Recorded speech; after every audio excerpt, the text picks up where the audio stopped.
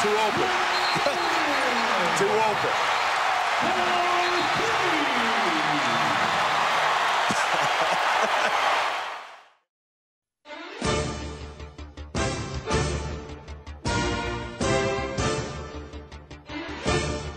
Ready to get into their third year in CUSA.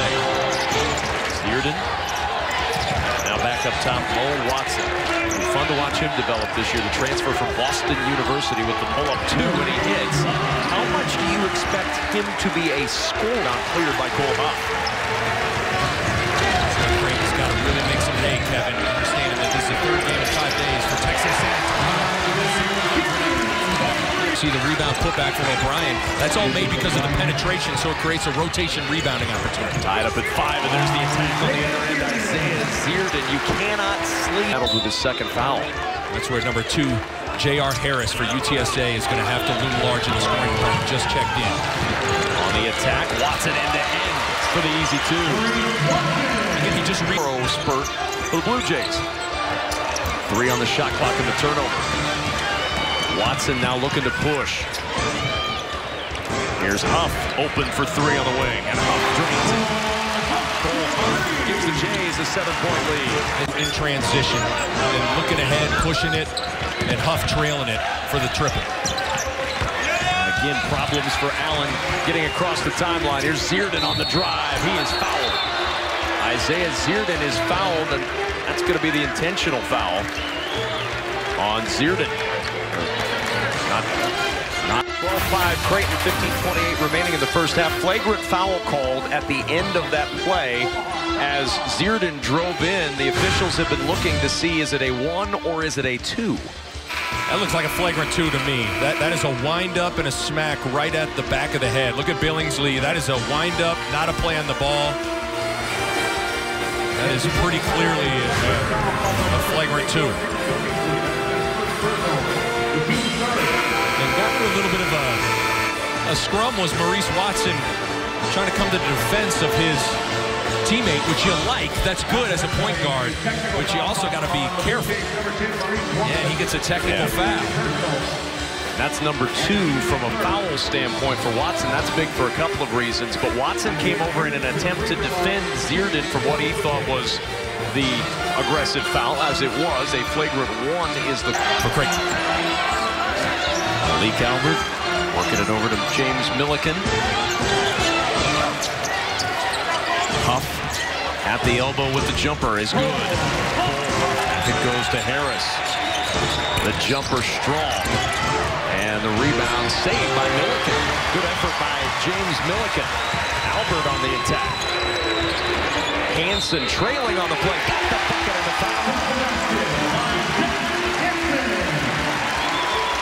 It starts with to take their time getting down the floor. I don't think this new 30-second shot clock is going to affect Creighton too much this year. Inside it goes to Hansen. Hansen working strong down low. He's got 5. Hansen's an interesting player. Really struggled last year, but was highly touted coming to Creighton. He's a guy that just needs to have a few good games strung together to gain some confidence. The dish into the corner to Allen. Blocked off, ball knocked away, right into the hands of Zierden. Now Zierden looking to push. No look inside. Great feed. Milliken, who finishes it off. The other way. Kyrie Thomas has been quiet tonight. Just 1 attempt after his 18-point performance in the opener. Got a Big East Freshman of the Week. Clement not quiet. Launches the 3 and he hits. Tyler Clement off the bench as a scorer. He's got 5. In transition, Bowie got 2 personal fouls. Billingsley gets ejected. Got to try and settle down. Bowie and Cockrell each with 2. Billingsley out after the ejection. Cole Huff with 7 points in his first half and a 32-30 on the floor. Maybe not as key tonight as it will be on Thursday when they're in Indiana. He's gotten a silly foul every game so far, even the exhibition game. Tip try by Rosell is up and in the 7th. For O'Brien way off the mark with the shot clock winding down, and Zierden the rebound. Really good defensive possession for Creighton. Off the 3 in transition. He's good. Has 12 first-half points for the Bluejays. Matching his total from Saturday night at a timeout taken by UTSA. We'll take it with him as Cole Huff sparking the Bluejays to a 21-point lead. not to be a bad strategy. No. Inside looking low for Hansen. Got the roll, and he'll go line. Just when the defense is on their heels, take it right at them. Understand that if there's any contact, there's likely going to be a whistle. Here's Zierden for three. Yeah. Zierden against the zone. Harris tries the deep two, and there's the rebound for Hegner underneath. Albert trying to push once more. Had a couple of turnovers early as Huff in transition hits the three. Nice start tonight. 15 first half point. Harris came in just 3 for 12 from 3 this year. That's his first make of the night. Milliken on the other end. But it's what Greg McDermott wants to see. J.R. Harris, the off-balance hook won't go. There's Albert with the rebound, and now Albert will push again. He's got 5 assists. Can he get another to Zierden? Yes, he can. Coach Mack is going to show these minutes and these clips. There might be times where he isn't playing a whole bunch, but he's vital to Creighton's success because of his skill set. Malik Albert on the push. Albert, nice bounce to the rim. Boy, is Albert in a groove right now running this. Now Nick Ball on the offensive end. Yeah, just reading and reacting. Great bounce pass to Kyrie Thomas, running the floor with the flush. And just making the shit on Cole Huff, and once he got the ball, pretty good turn. Look at Albert again, driving all the way to the rim. He thought about throwing it down and just rolled it over. The UTSA's got one of the highest vertical leaps on this Creighton basketball team. 6 to shoot for Albert and the Bluejays. Albert with the dish into the corner for 3. Milliken hits it. Well, you just couldn't draw up a better finish for a guy like Malik Albert. Watch him understand where he's trying. He's trying to just attract, see him get the step from James Milliken's defender. That's all that was in his side. He said, I'm going to hit that. Watson to Huff at the free throw line. Back to Zierden in the corner. UTSA able to cover that one up. Watson will try to set it up again. Zierden open 3 this time. And Zierden hits the 3. He's got 15. His third made to try and manipulate the defense. Nice bounce inside from Zierden and Brosell. Brosell like a good seal, and Zierden able to find it. Yeah, Zierden's by far the best post-entry passer. Maurice Watson, the best passer. Hands from Watson to the other end, and Watson. That's what he's going to bring to this team. The presence, the hands, and the ability to take it to the other one down. 14 for Bowie, 4 for 5 from 3 for Bowie. Watson driving it all the way up and in.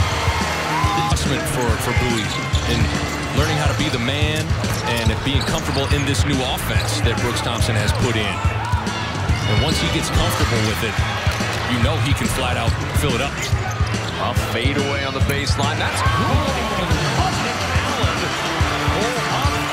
Breaking another something that is a lost art and is difficult for teams to defend.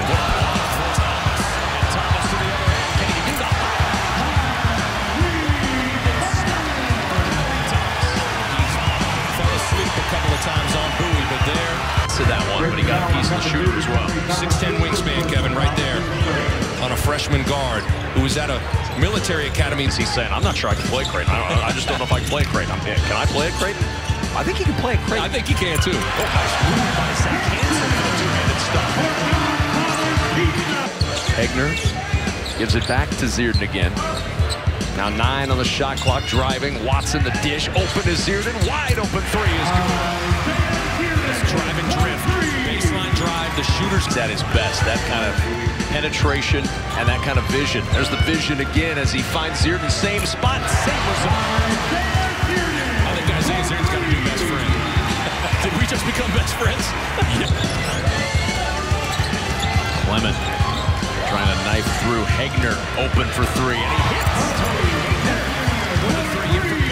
He's a guy who can get in, but in some of these non-conference games, scoring was difficult at times last year, but 92 points is 92 points. I don't care who you're playing, you have to make shots. Clement hits the 95 points. And the Big East Conference provides that stage, and you're seeing immediate dividends of the conference change from Creighton. Hegner on the drive with a little flow. This is a lot for Hegner in Conference USA. Albert back to Milliken, left alone for three. That's a bad decision to leave him alone as he gets called so that it does the intended effect and speeds things up. Egner left alone for three. The high arcing rainbow three rolls through.